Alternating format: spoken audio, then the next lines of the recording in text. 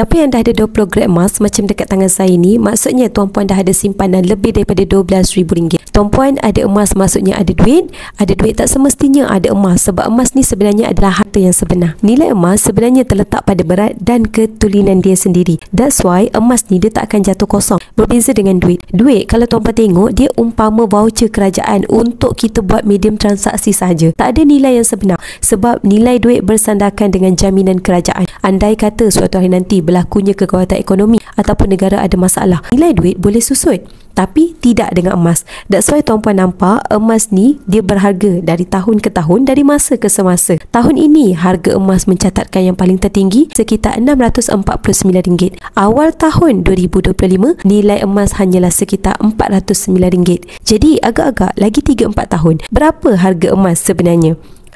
Jadi bagi tuan-puan yang pada hari ini yang nak menabung emas dengan Public Gold, nak saya bantu dapatkan 20 gram emas yang pertama macam dekat tangan saya ni, maka boleh isi borang biru ataupun terus rujuk pin di video TikTok saya cara untuk bermula. Saya akan guide tuan-puan dalam simpanan emas dengan Public Gold.